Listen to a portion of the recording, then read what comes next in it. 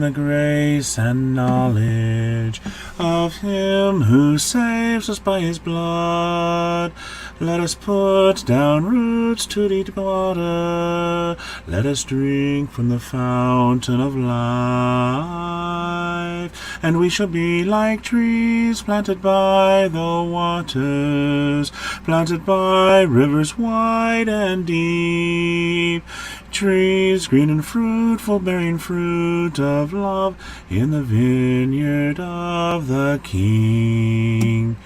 Come, let us grow in the grace and knowledge of God's Spirit by which we're sealed, studying the riches of His word. Let us eat of the bread that He gives, and we shall be like trees planted by the waters, planted by rivers wide and deep.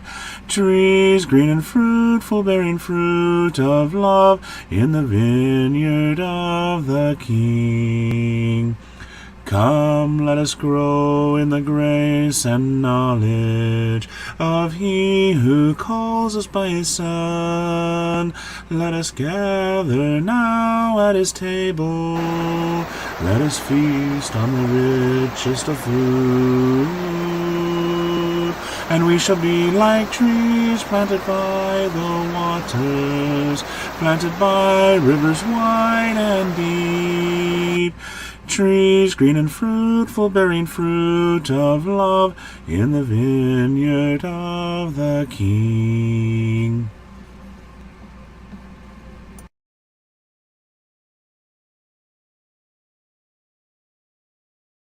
Morning, Sister T. Let's edify one another, shall we? Hey, Alicia. There's stuff in my background. Oh, well, we'll do that. What is that? Oh, Comet projection screen. Who knows why I have that box in there? I know one of the reasons is because we took the projector, and I can't see it showed it here, and used it for the hanging of the O'Shea's grow lights. You think it's cold down there? Just wait. It'll turn around in a few minutes.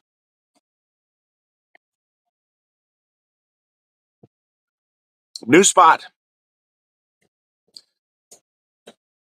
Amy is rearranging the living room. I came home last night after Bible study to find my sick women folk rearranging my living room, and they kicked me out of my normal spot. Without my leave, they have arranged my castle. Anyway, morning, Sam. Good evening, Sam.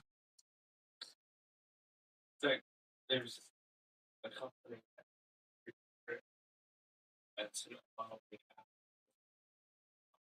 Good morning, Sister Maureen. Yeah, yeah.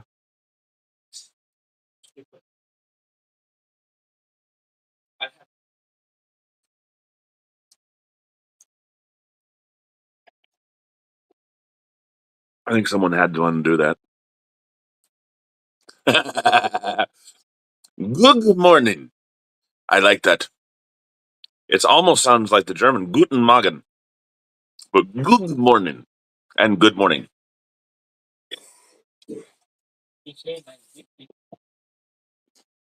But I must say, initially I said no. I was going to make them put me back. And that lasted all of about 5 seconds because then I saw where they put me. And I got to show you this. Look where they put me. Right next to the aquarium. And CJ, when you get the chance to watch this, guess what? My fish aren't invisible in this one. The aquarium with the invisible fish is off at the other in the other room. Oh, they put it in the basement, so it's really easy to take and maintain care of that one.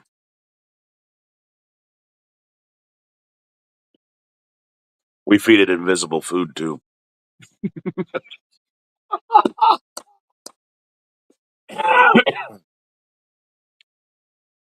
Good morning, Heather. Let's see if I can show you. Hey, look at the fishies.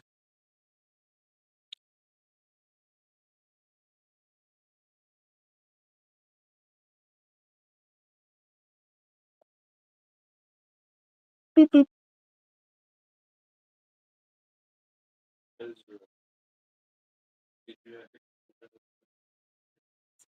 Granulated garlic is what I need.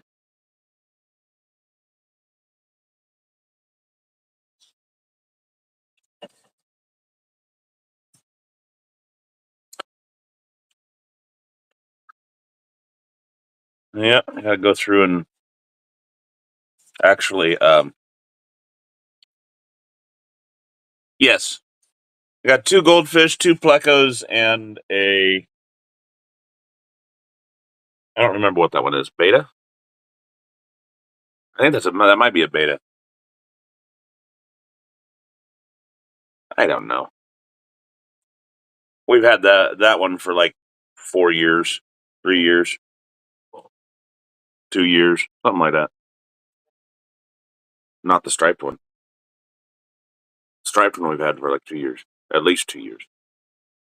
This is the This is at least the second year we've had it because we had that one with the small little blue one neons, and we got the neons early last year with the last batch of goldfish that died.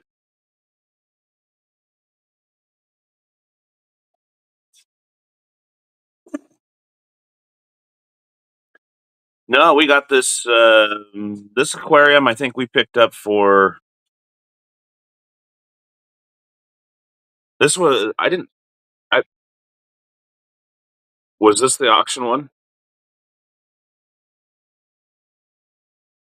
Okay, I think I got this entire set. I think I got the. I don't think I paid much for this aquarium. It's like $2 to $5 for the aquarium itself, and then the rest, the stand was like another $5, but the pump and stuff was like almost $30. Somebody who really wanted it. Somebody else really wanted it. Okay. Good morning, Sheila.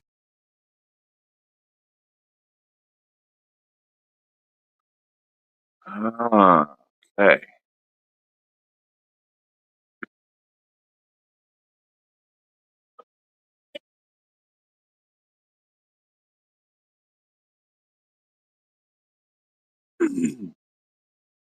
Yes, Teresa. That's absolutely correct. She said, which is it, 2, 3, or 4 years? Yes, that's absolutely correct.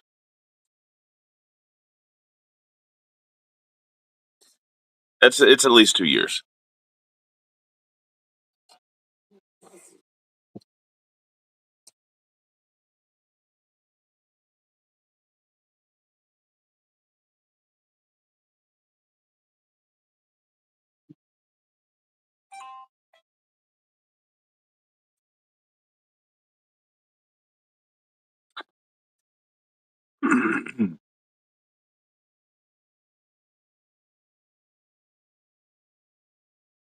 Need to really keep Uriah in our prayers.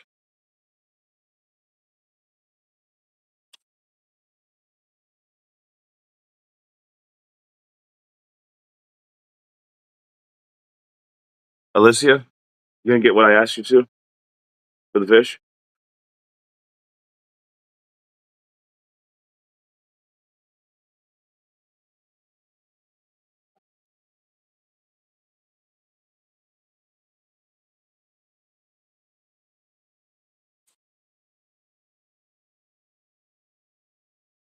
I should probably get me a boa or get me a small catfish.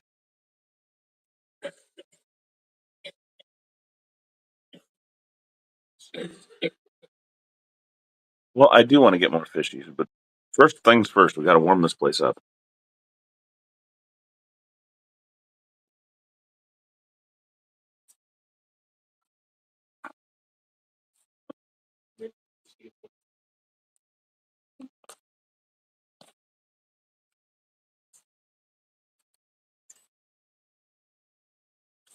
Once you just fill that little.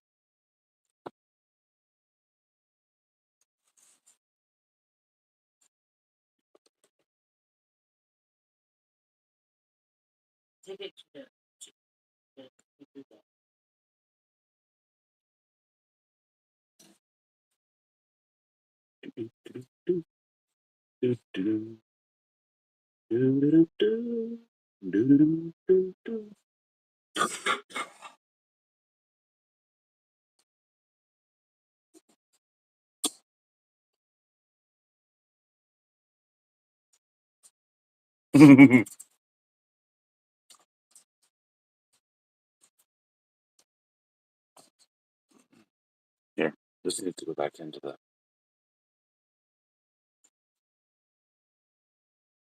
And we have a little bit of the flakies. Hey, Gloria. I have not had an update on the 4-year on Preston, Sister T.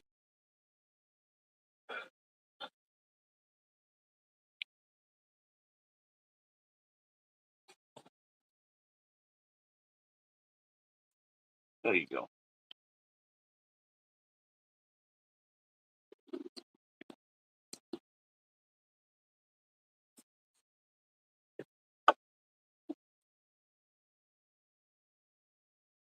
Thank you.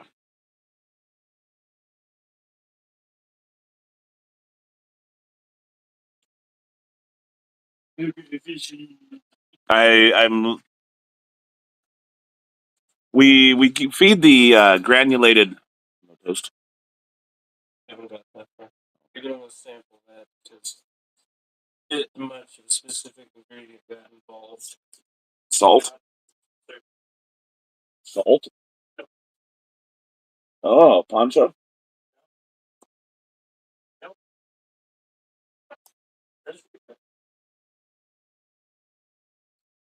If not, I'll make it. What is it? No, this is too much for it. There is. We should use regular pepper. Ginger. Nope. Turmeric. Nope. We haven't tasted it yet. I know this.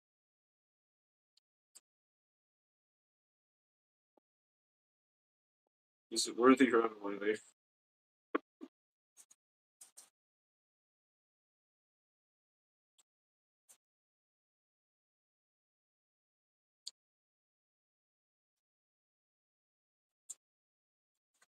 I forgot to check which side of the paprika I was using.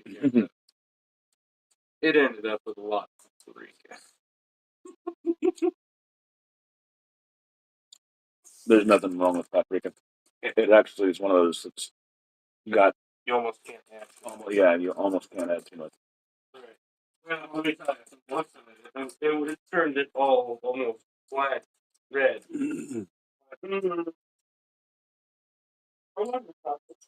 Okay, so I'll get some done.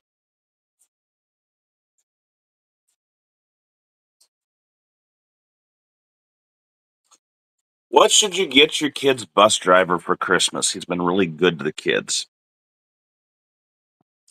Well, there's a bunch of things. One, and first and foremost, understand that any gift for your bus driver is going to be appreciated because it means that you're thinking of him or her. And um, bus drivers are very rarely thought of, believe it or not. The majority of my kids' families, the majority of families on my bus don't do anything. Um, and so I have a very select few that are wonderful families, and they show their appreciation in a multiple ways. First and foremost, they communicate with me. That to me is like absolutely astronomically important.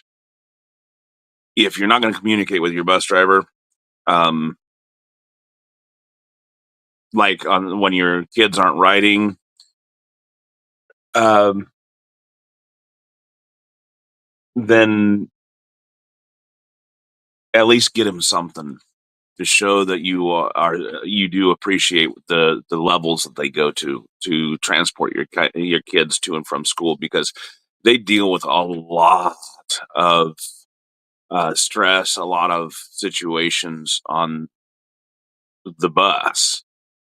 Um, Not just with the traffic and stuff, the situations that arise, but they're also dealing with a lot of interpersonal relationships between kids on the bus and parents and other things that are going on. So any small gesture goes a long ways. I've got parents that will communicate, like I said. That makes the bus route go faster. If I know that I'm not to stop, that I don't have to wait, um, then I can get on to the next stop much quicker, and that makes the trip shorter.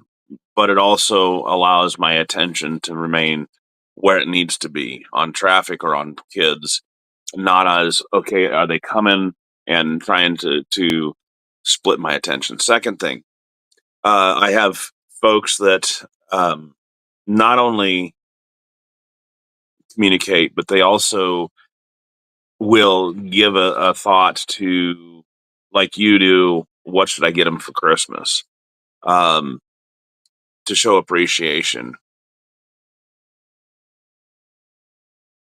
Any gift I have always appreciated because of that fact they're thinking of me. I've received one of the things that I cherish, and it depends upon school policy and stuff. We can't. Our policy is we don't drink allowed food or drinks on the bus. Um, and if you can figure out the school policy for your buses, make sure you adhere to that. So long as your kid doesn't need sugar, i.e., diabetes. Um, if you can, adhere to that, then yeah, then please make sure you don't send your kid to school with candy and stuff that they can, to get into on the bus. But this right here was a gift from one of the families, and I've had this now.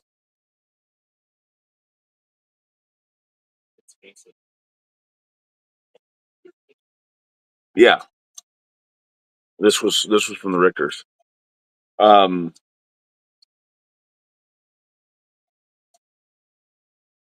I have to still.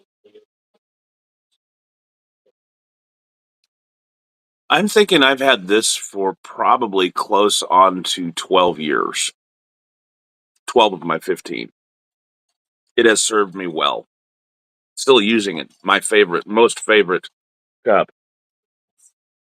Um, Most enduring one. As a matter of fact, we were Ezra and I were headed over to get groceries one day, and we happened to find another one by the same maker lying in the middle of the road. Somebody had lost it off of a tractor or combine, and so he got out and picked it up. Um, Something like that. Another gift that I have that I carry with me constantly, and I've used it for multiple projects. This is a little screwdriver set. Not that you ever really need it on a bus, but something that they can use on the bus to help with maintenance, because you see, bus drivers have to go through a pre-trip inspection and a post-trip inspection every day. Now, the post-trip inspection is pretty easy. You just walk down the aisle, make sure that there's no kids left on the bus, that there's no trash, and that the kids have not left any articles of clothing or necessary gear. But the pre-trip, you have to check lights, you have to check engine, fluids, belts, reflectors. You're checking tires. You're going through a pretty big checklist to make sure that that bus is okay and operational, safe for your little munchkins to travel. So anything that you can do that will help them in that way is also appreciated. And so, one of the best things you can also do if you're feeling that way is, if you're unsure what to do, simply get a gift card for a local gas station, coffee shop, whatever, where they can get their favorite hot beverage on a cold day, or fill up their tank for their vehicle, because many of these people are either retirees. Um, well, most of your bus drivers are typically retirees who take time out of their day to go and to drive school bus. Um, Now, that's not saying that there aren't young kids, 20-year-olds, 30-year-olds that are trying out bus driving, but most of them are going to be your retirees who could uh, you know, always use a cup of coffee, always use a little extra fuel in their tank. Um,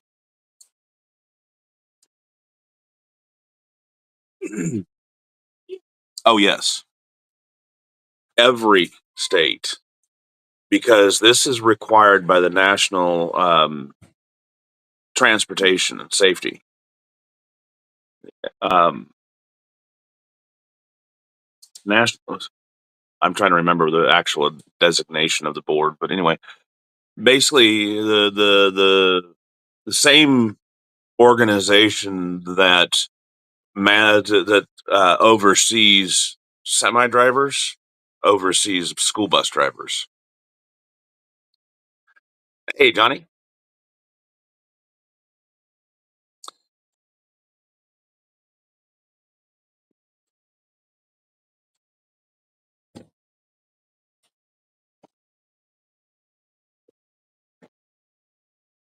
And yeah, Heather, what you say about issue with children assaulting other children on the bus, that's pretty common. Um, it's situations that, like, I have had to lay down that rule, that law on the bus, especially this year, because my capacity has swelled. Now I'm in the afternoons at maximum capacity on my bus. Uh, and I told them I do not have the ability to, uh, like I had been, just use the preschool seat to put uh, people that have been um, acting up. Normally, what I had been doing is, if you're going to act like a preschooler, I'm going to treat you like a preschooler. And so if you misbehave, you come up to the preschool seats. And I told him this year, I'm not going to do that. I'm not able to do that. I have too many preschoolers on in the afternoon. So what that means is this, I told him in that speech, I said, this is your only warning. You hurt somebody, you slap, you punch, you kick, you bite, somebody else, and you will be sent immediately to the principal. You will be going the next day to the principal's office. And that's curtailed a lot of the acting up. I do actually have two that I have had to mandate up into the preschool seat uh, because of their acting out. But that's, that causes other issues. Uh, but yeah, that's one of the things that we deal with on every day as a school bus driver. And like I said, the National Safety and Transportation Board, anyway, NTSB and it's NTSB, oversees that, and National Federal Carrier and Transportation Board, anyhow, however that is, um, mandates that we do carry out bus inspections every day before each trip. So this is twice a day for me because I do a morning route and an evening route. So I'm doing all right, Johnny. I'm doing all right. It's an okay day today. We're discussing ideas right now for bus drivers because I'm a bus driver, and the question was asked. One of the viewers asked me, "What should they get for their bus driver who helped resolve an issue regarding their child?" And this bus driver, who is in his 60s, has been really kind and is a really good bus driver.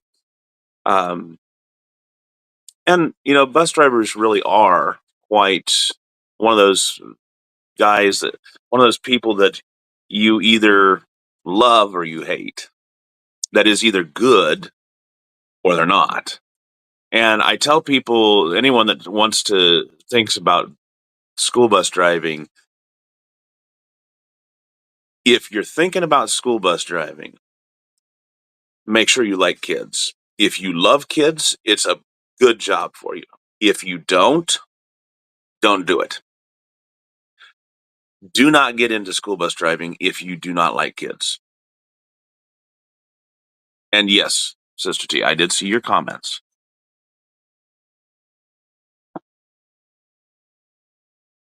I was going to get to there. Give me time. Have I ever found anything on the bus? If you're talking about hats and school bags, water mugs, water bottles, computers, toys, candy, money, no, I've never found it yet. Yes, I have, actually. And most every one of those goes right up to the lost and found. Um, Now, if you're talking about illegal substances or knives or guns, no. Thankfully, I have not found any of those.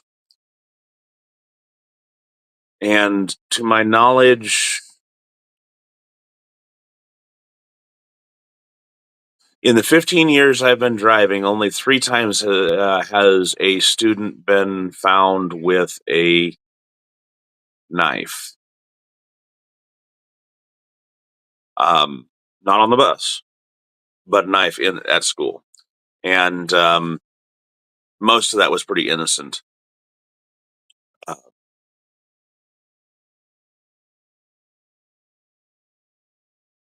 Once, I think there might have been some um, bullying involved, a response, but that was quite a long time ago.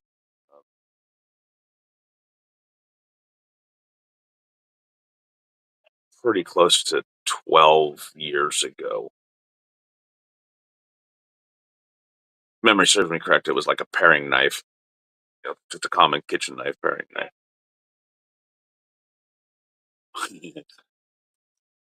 Not sure what they were going to do with that, but anyway. So I mean, we're thankful for that. We're thankful for the safety of the kids. Period. So bus drivers do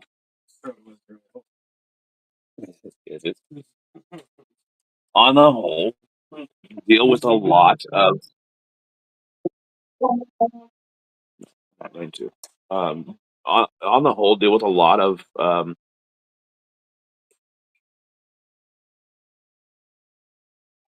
situations on the bus.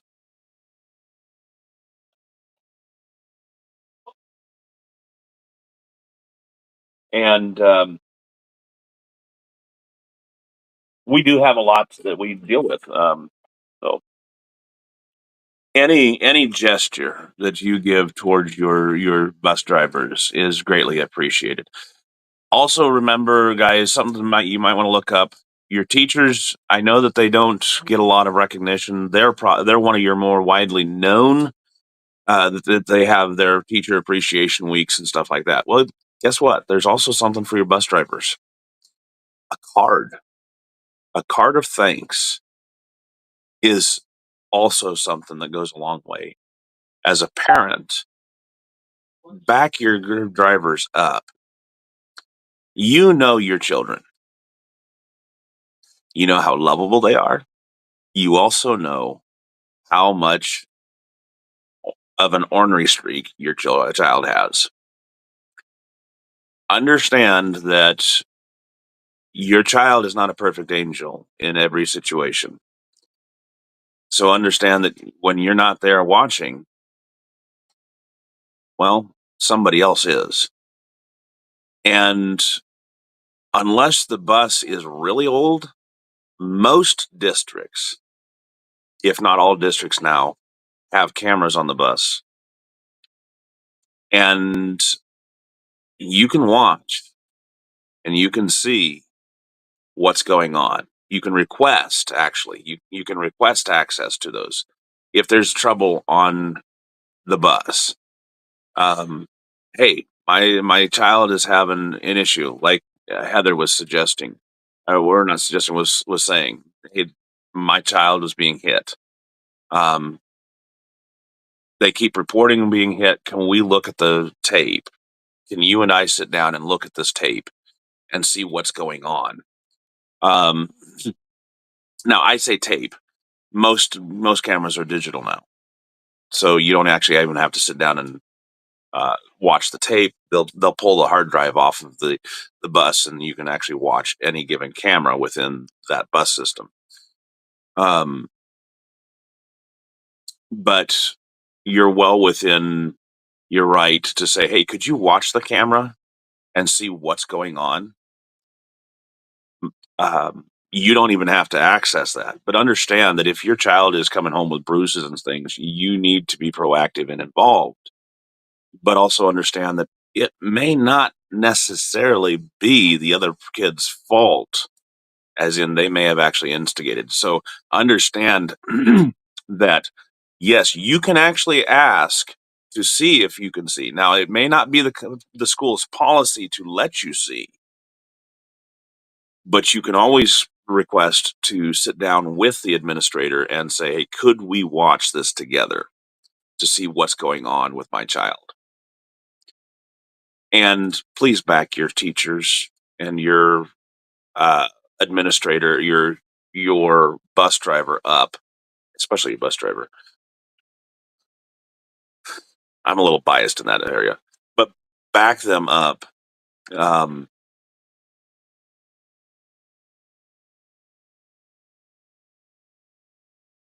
Unless it's blatantly or until it's known that they're the problem.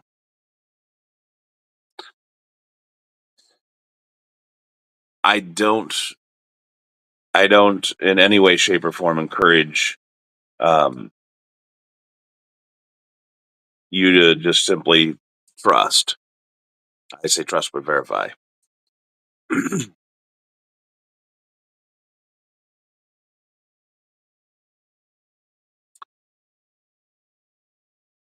You have placed.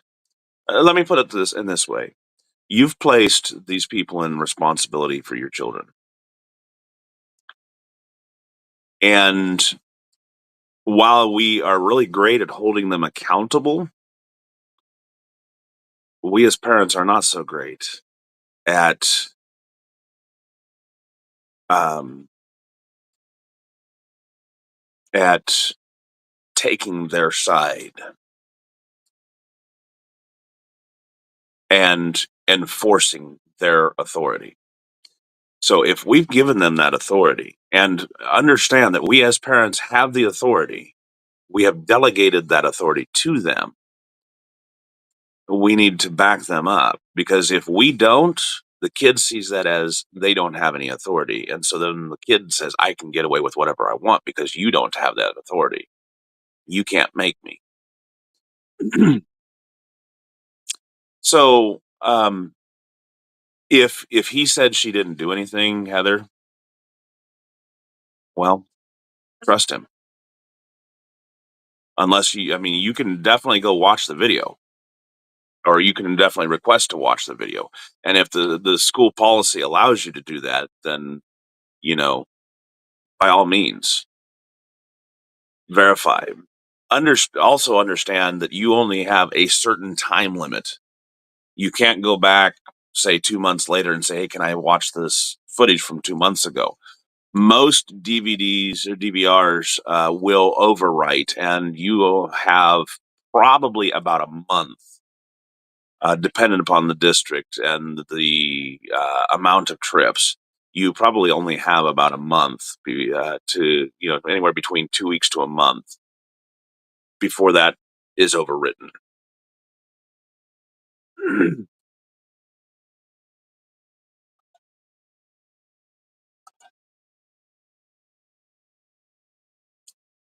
Also understand, when I say that you could request to see it, the reason that you may be denied access to that footage is because of the privacy of other students. So there is a privacy issue that comes up, and dependent upon state laws and other things, you may not get to see it because of privacy of other students. Um, so keep that in mind. Um, if that's probably the reason why they wouldn't let you, is because of the privacy of other students involved. Um, it's not because, well, you're a parent, we don't want to give you that access. It's typically because there are other students that are on that bus, and the requirement to protect other students' privacy is important. It is protected by law. That's true, Sheila. But we have to start with some foundation. Um, you know, and I like how you put the that word in quotes. But we do have to start with some foundation, and we have put these people in authority. And I know that I may be unique in this. Um, I am so respective of the authority that the parents have given to me, placed on my shoulders by entrusting the care of their kids to me. Um, that I work with the parents. If they need something from me, I'm there within the confines of the law and school policy. I say that because, for example, parents are not allowed on the bus. You you say, "Well, that's my kid." Yeah, so what? The law states you are not allowed on that bus because of the safety of other children. You are not allowed on that bus. I can deny entry even of law enforcement because I am the authority on that bus. Police officers are not even allowed to go on that bus without my permission. Am I going to do that? No. Can I? Yes. But it's like Paul says, all things are lawful to me, but not all things are expedient. So you understand what I'm saying. Um,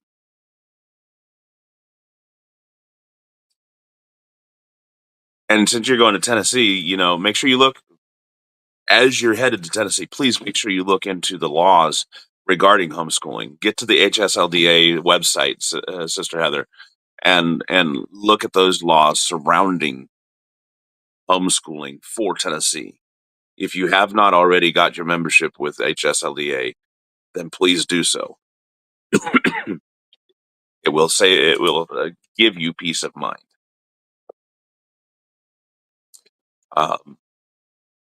That's one thing I absolutely recommend. I pay my yearly dues. When I can, I'm going to actually buy a lifetime membership and not have to do that again. But yeah. Anyhow, but this is coming from me as a bus driver, and I'm probably not going to get anywhere for a devotion this morning. But um, like I said, Paul says all things are expedient, lawful for me, but not all things are expedient. For me, I am legally allowed to deny entry of anyone onto that bus for the safety or because of to protect the safety of the kids on that bus.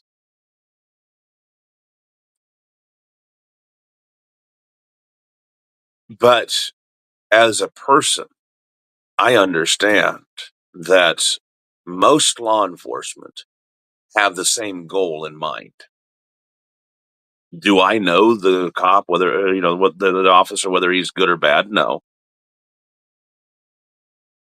But I also know that with the multiplicity of officers, I'm pretty well insured to the safety of the children on the bus.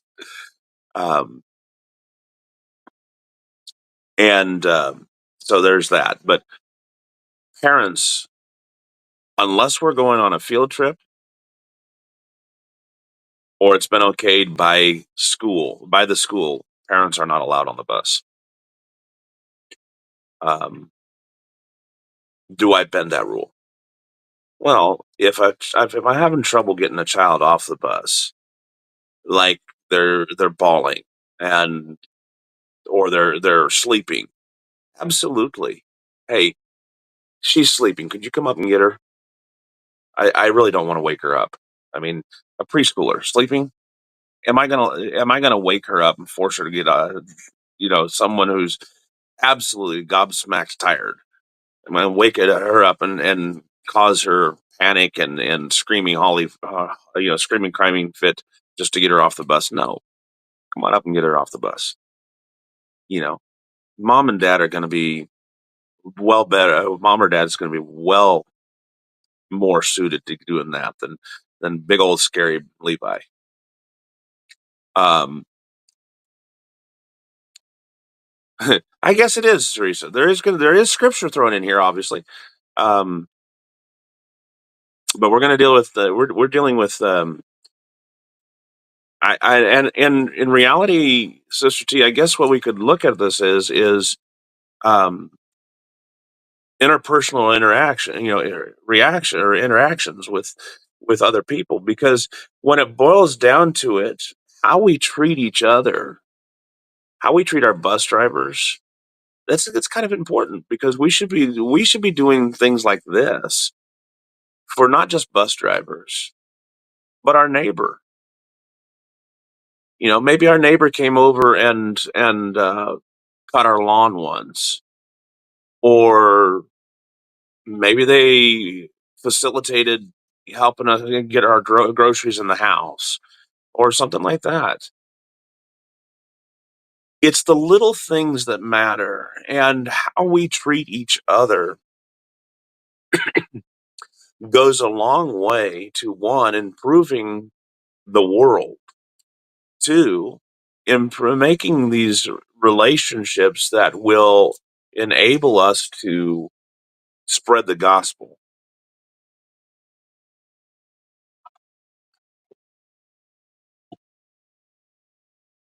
and to be more effective as Christians.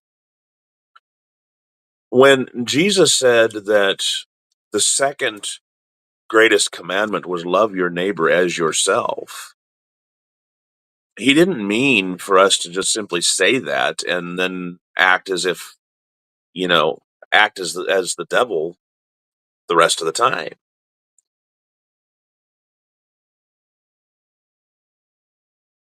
if we have an opportunity, as a matter of fact, 1 John chapter 4, or is it James?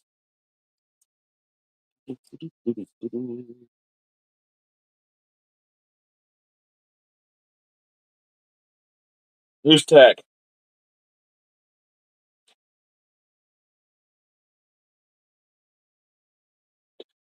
James chapter 4.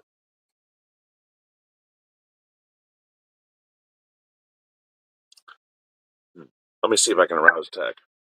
Oh, there. Hey, got somebody there. James chapter 4 and verse 17. Thank you. Who are you?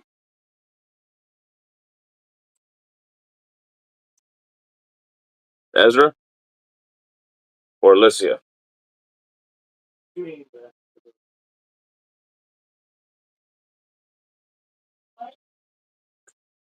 Okay, so Alicia, James 4:17. So whoever knows to do the right thing and do and fails to do it, for him it is sin. So what we see here then is James says, if you know what's right, if somebody does something for you and you don't do what is right, it's sin.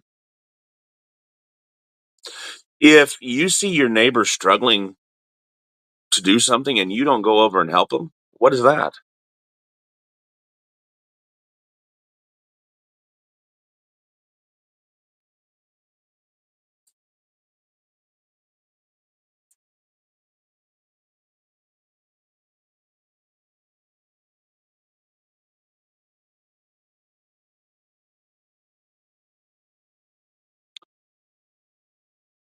Heather's bus driver did a really good deed. And a matter of fact, most bus drivers are the first friendly face that your child sees in the morning. And in some cases, it's the first friendly face, the first face the child sees, period. We have several families where parents don't even get up with their kids, don't even get up to make sure the kids get in onto the bus. And you multiply that with the vast number of people in this world. What do you got? You got, and we think, well, that's terrible. That parents aren't even. Well, think about it. If you're working the late shift, you come home and you crash. Are you going to want to get up and in an hour to make sure, or 2 hours just to make sure your child gets off to school?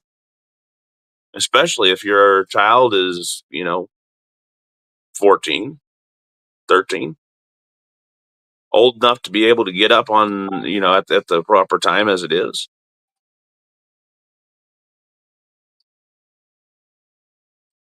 Hmm. Interesting. You know, and so there are times when we're the first friendly face they see. We're the first one to tell them good morning and have a nice day, have a great day, to smile at them.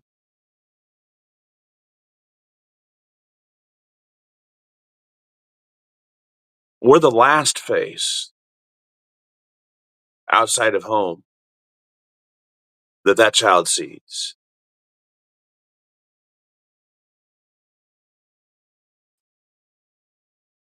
The last one to say, hey, you have a good evening. The last one to encourage them to do their best at home. Now, many parents are there to encourage and lift and build up their children. But I want you to put your mind in my, in my bus. where I have multiple children who come from broken homes,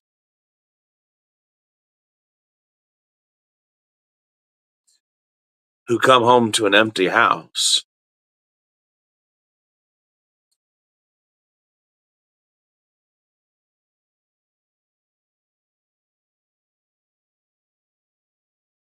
Or the few children that I have whose comes home to mom and dad fighting, or may come home to mom and dad fighting, I should say.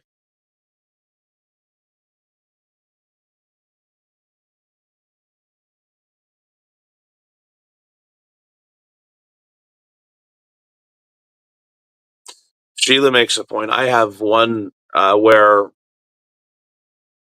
I've got a fourth grader, fifth grader. She just moved into fifth grade. The fifth grader, she's got to put her first grader. Or is she second? She's got to put her brother, make sure he gets on the bus. He don't want to go to school. So you're right, Sheila. There's that.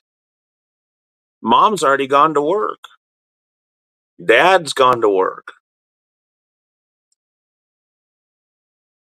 And the only time that they get a call is, of course, if they don't get out and get onto the bus. As a school bus driver, I have a time limit, and parents don't understand this either. Here in the North, as many of you understand, that this time of year, temperatures drop. They plummet. The other morning, it was 13 degrees out. I've got about 6 to 10 kids that are standing out on one corner, 2 stops away. I've got 2 kids that I can see at the stop ahead of me down the street. And I'm sitting here waiting for these 2 kids to get on the bus. And this young fifth grader is doing everything she can to get her first or second grader's brother on the bus,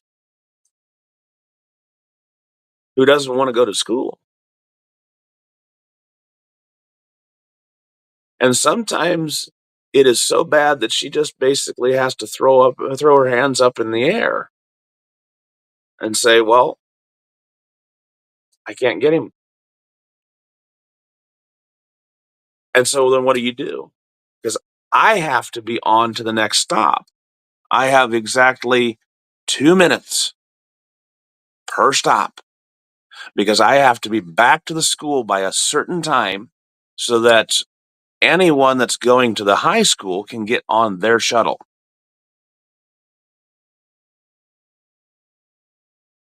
And then the parents get upset at me for not waiting long enough. Honey, it's not my responsibility to make sure that your child gets on the bus.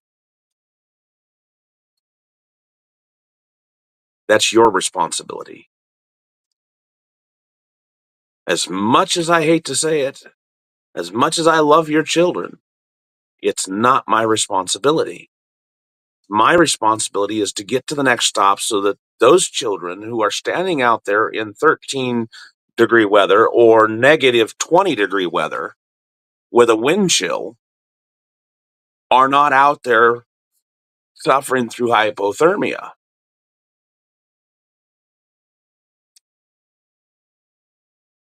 While your children are being inconsiderate and not getting on the bus. I understand the need for you to be working and trying to get your get the bills paid. I'm not faulting them at all for that. At all. They're doing what they have to be able to provide for that family. And I give them kudos for that. But please understand, your child is not perfect. And to lay such a heavy burden upon one, like the fifth grader, it's not her fault. It's not her fault. And so that reminds me, I need to have a talk with her to let her know that if she can't get him on the bus, to come out and tell me. And what I'll do is make arrangements so that we can get a Suburban back in and get her. Yeah, especially as this weather gets colder. Thanks. But anyway, so we need to make sure that we are being kind and doing what we can. And if you have a neighbor, let me put it this way: one of our members of the congregation was talking about how she happened to see uh, one of the school children standing out there in cold weather, and she invited him into the house so that they could wait for the bus in the warmth of the house. And um, the issue was the how she was at her daughter's house, and her daughter didn't like that. When she looked at her daughter and says, "Tough luck. I'm not going to let him stand out there in the cold. You want to do that? You're going to have to find a different babysitter."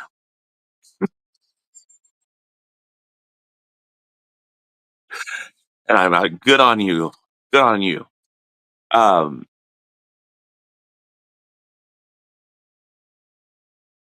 that's called being, loving your neighbor as yourself. If you see a mother or father that's struggling like that and needs the help, step up and offer help. This is practical ways that you can love your neighbor from a bus driver's point of view. We have, um, having said that, parents aren't allowed on the bus. We have a particular mother who his car broke down, and she works at the school. Well, her daughter needs to go to the needs to catch that shuttle, and so she asked if she could catch a if she the mother could catch a ride to the school so she doesn't miss school, doesn't miss work on the bus. And I had told her, I said, well, you'll have to make sure it's okay with my supervisor. I have to have direct confirmation. I can't okay that because that has to come from higher up. And which she was fine. She understood. And so I made sure to go and talk to my supervisor the next day and say, hey, is this okay? And he's like, I don't have a problem with that. So I'm like, great. And I texted her, said, hey, I've just received okay. And, after confirmation, you are allowed to ride the bus out to work. So until she gets her car fixed, which she's waiting until payday, which is the 20th, because understand all this also. Most school districts, now not all, but most schools operate on a once per month pay period. Don't ask me why. I think it's absolutely stupid. Um, they don't pay weekly. They don't pay biweekly. They pay once a month. So your teachers, your school bus drivers, your kitchen staff, your janitors, they all get paid once a month. And they have to stretch that dollar out so it lasts all month long. And it's not easy. Can we do it? Yeah. It's not easy. So so now I've got help on the bus. She gets to ride and she gets to make sure that there's no shenanigans going on at the back of my bus. which is helpful. Especially when you're dealing with 40 to 50 kids. Capacity on the bus is 65, by the way.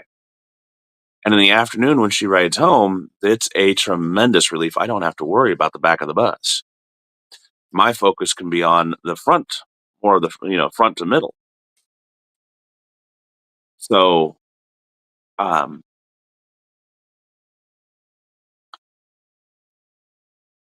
doing things that are nice for others in a practical way is really important. See your neighbor, help them out. Maybe they just need help getting the groceries in one day. Maybe they need help getting a kid on the bus. Perhaps the kid needs a nice warm place to stay while it's cold out there, while they're waiting for the bus.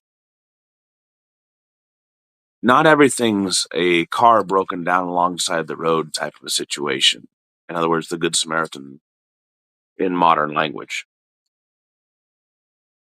Sometimes it could be, sometimes it could be, sometimes it could be the guy at the gas pump, guy or gal struggling to make ends meet, trying to figure out how am I going to pay and put fuel in my car, or how am I going to buy my groceries. I'm trying to make sure that they have enough coins to pay for just a few necessities and they can get by. Sometimes it's just a hug or a shoulder to cry on. Whatever it be, God has called us to be involved in people's lives. So when James says, whosoever knows to do the right thing and fails to do it, for him it is sin. You know what's right. You know you need to be involved in your neighbor's lives. You know especially that you need to be involved in your brother or sister's life. Do not put off until tomorrow what you can do today. It's an old adage. It's a very old adage. Another one that goes along with it, whatsoever your hands find to do, do it heartily as unto the Lord.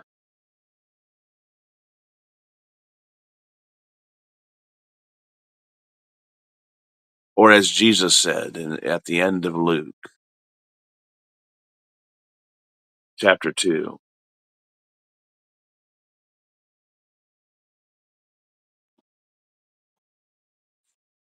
hint, hint. Luke chapter 2 and verse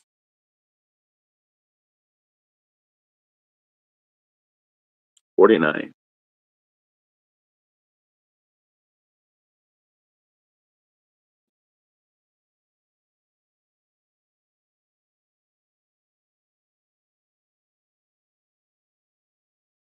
He said to them, why were you looking for me? Did you not know that I must be in my Father's house?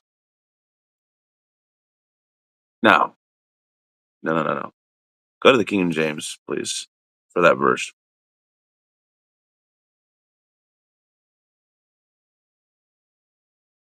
Thank you. Know ye not that I must be about my Father's business?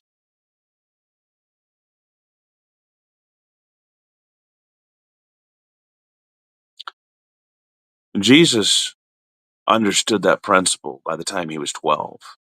He was to be about his Father's business. Someone, I wish I could remember who it was that I heard speak this, but I can't. It's not my words. However, it is important to say this.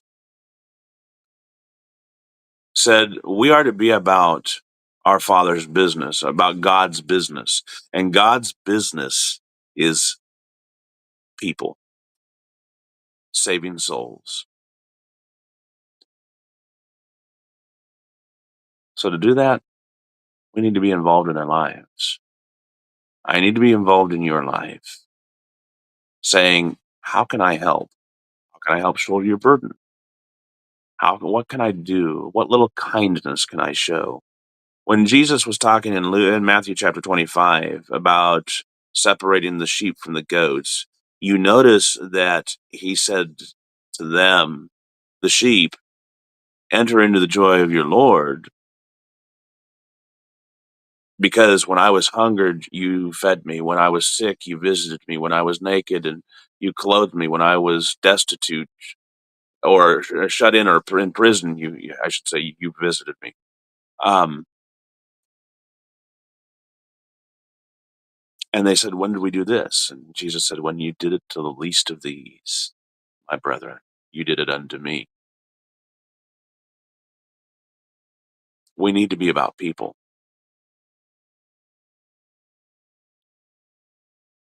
Let's remember that.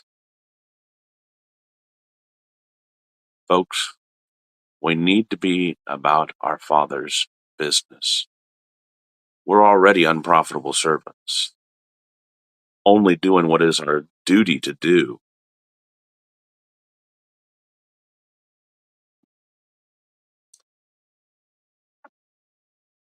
So let's get back to doing it.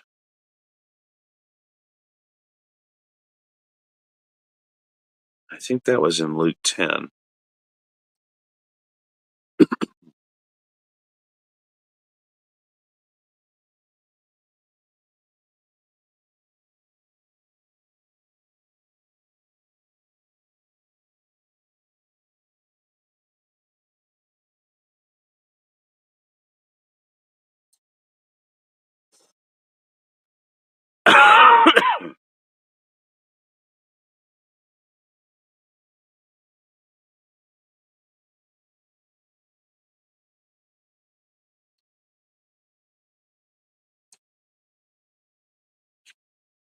Nope, not Luke 10.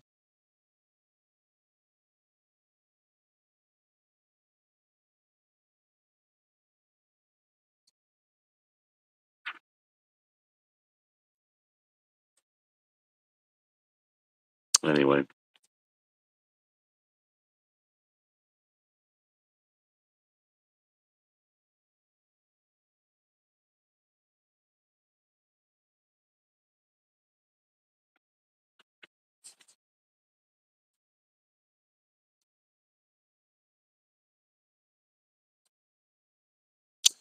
So,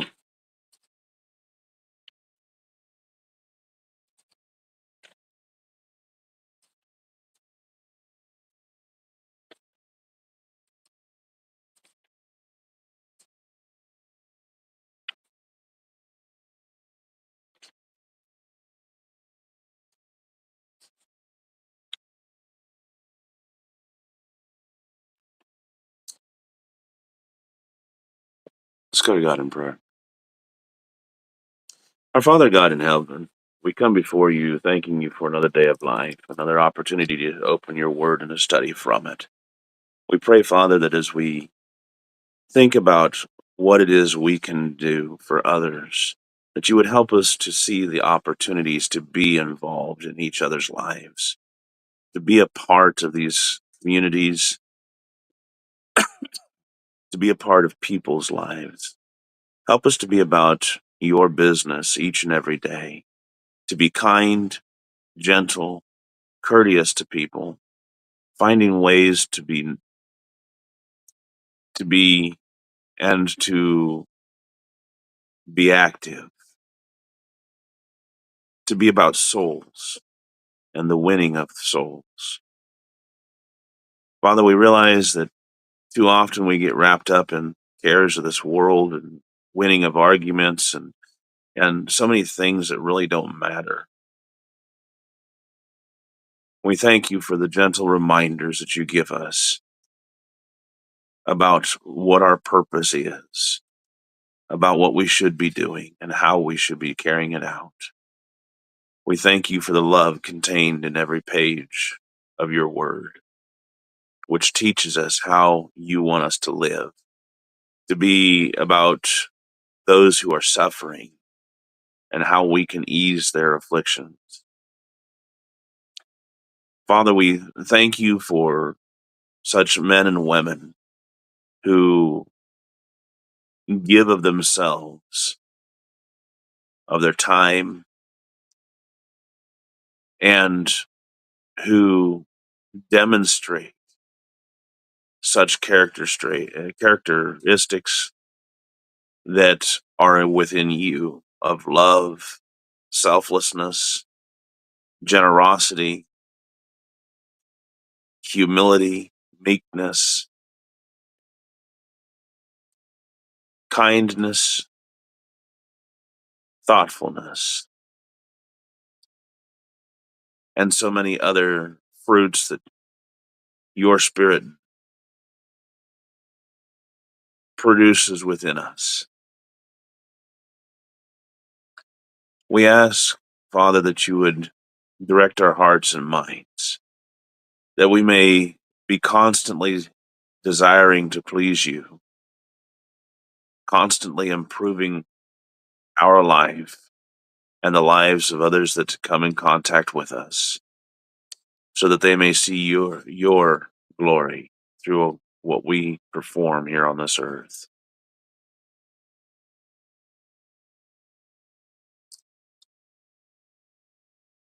Father, may we in some manner reach the lost that will positively influence them for you.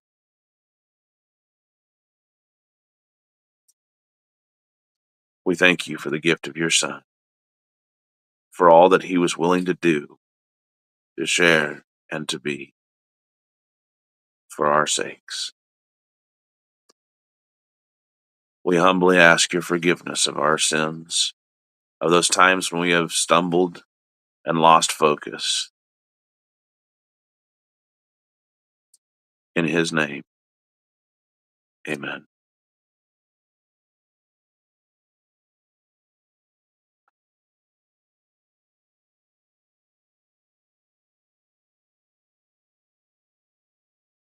Remember, there are so many people. As I'm thinking about this, I'm thinking of Uriah, who, by the way, is back in the hospital. So keep him in your prayers. They have admitted him. He is now a member of the hospital for the moment. But I'm thinking of our doctors and our nurses, of our law enforcement, our military, who don't get holidays for the most part off, who give of themselves tirelessly and are appreciated, but maybe not to the extent that we need to be appreciating them.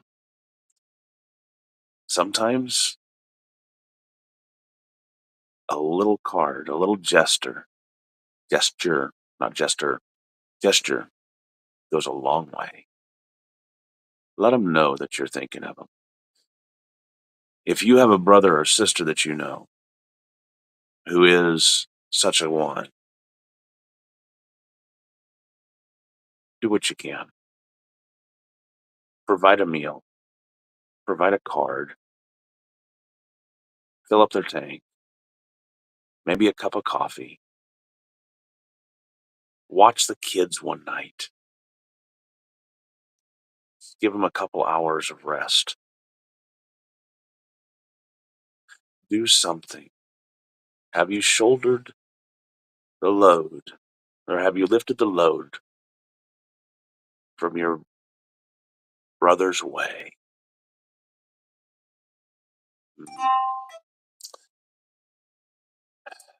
Oh, such beautiful words, such heart-wrenching ones.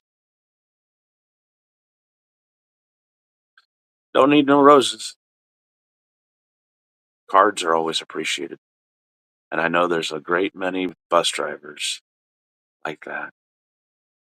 Sometimes just a card will do. Let them know you're thinking of them. If you appreciate them, give them a cup of coffee.